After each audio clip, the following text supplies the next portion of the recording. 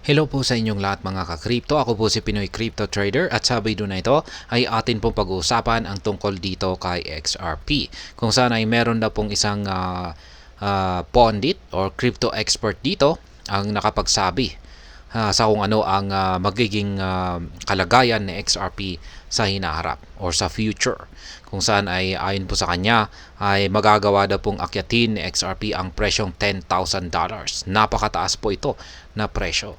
At ayan, kanya pong sinamahan ito ng paliwanag at yan po ang ating pag-uusapan sa video na ito. Pero bago po tayo magpatuloy, ay nais ko lamang po munang bigyang linaw ang aking disclaimer kung saan ang nilalaman po ng video na ito ay hindi po ito isang financial advice.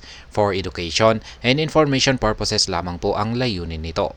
Maliban po dito ay nais ko na rin pong magbigay babala na wala pong kahit anumang group chat ang Pinoy Crypto Trader. At ayan, recently, Robert Doyle, the founder of Cryptonaires, asserted that XRP is the future, projecting a hypothetical price point of $10,000. Kaya ayan, siya po ay ang crypto expert po na naglabas ng kanyang pahayag na ang itong si XRP ay aangat ng hanggang $10,000 sa hinaharap ay walang iba kundi ang founder ng Cryptonaires na si Ginoong Robert Doyle. Ayan, tinatawag na rin po siyang sensei. Ayan, crypto sensei. Ayan po siya.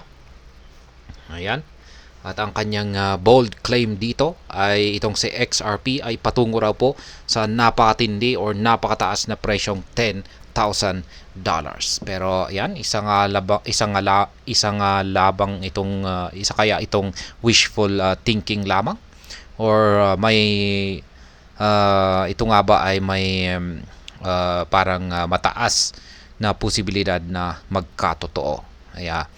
Ayan, itong si Ginoong Robert Doyle ay naniniwala po na ang future nitong si XRP ay nakasalalay sa kanyang global payments.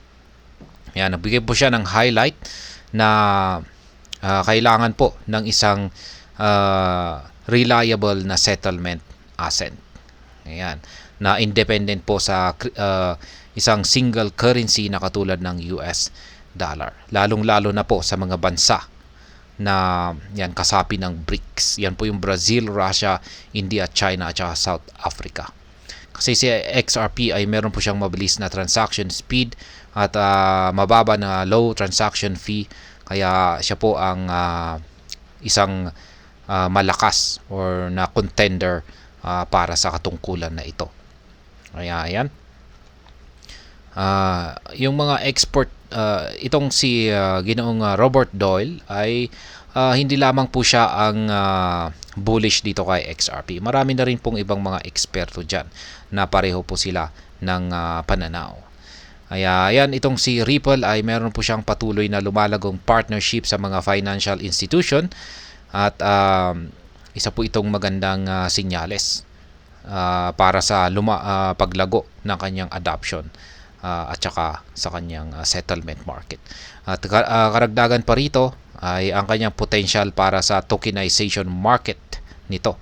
Ang siyang talagang sasabog po ito sa paparating na mga araw at ito na rin yung magiging dahilan or parang nagbibigay ng sanhi sa kanyang magandang hinaharap. Ayan, ang Ripple CTO naman na si Ginoong David Schwartz ay nakikita naman po niya na ang XRP Ledger ay ito raw ang siyang magiging preferred na platform para sa tokenization para sa taong 2025. Dahil daw po sa mababang fee nito at saka ang integration nito sa mga decentralized exchanges. Ayan, ngayon ay realistic nga ba or hype lamang ang $10,000 na price target na ito? Ngayon ay kapag si XRP ay makakaranas po ng 10,000 na paglago mula sa kanyang kasalukuyang presyo patungo sa 10,000 na presyo.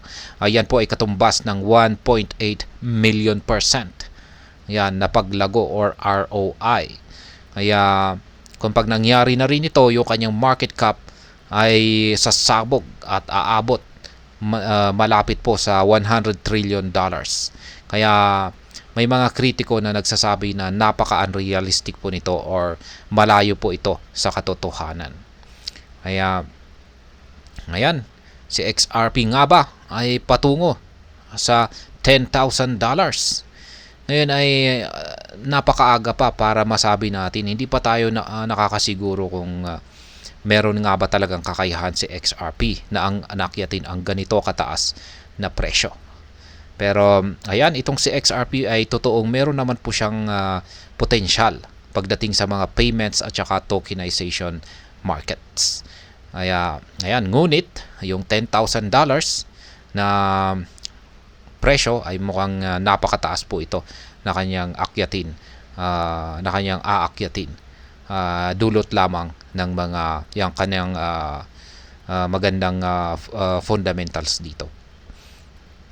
Ayan. Ngunit, ayan, sabi ni Crypto Sensei ay oras lamang daw ang siyang makakapagsabi kung kailan magiging reality or makatotohanan ang kanyang price target dito na $10,000. At ayan, hanggang dito na lamang po tayo sa video na ito. Sana po ay inyong nagustuhan ang aking paliwanag sa video na ito. Kung inyo po itong nagustuhan ay pakiclick lamang po ang like button nito. Para naman po sa mga bago lamang dito, kayo po ay aking inaanyayahan para mag-subscribe. Pakiclick na rin po ang bell icon nito dahil ito po ang siya magsisilbing notification nito sa mga bago kong videos na akin pong ina-upload sa aking YouTube channel na ito. Marami pong salamat sa panonood. Ingat po tayo lagi at God bless po sa ating lahat.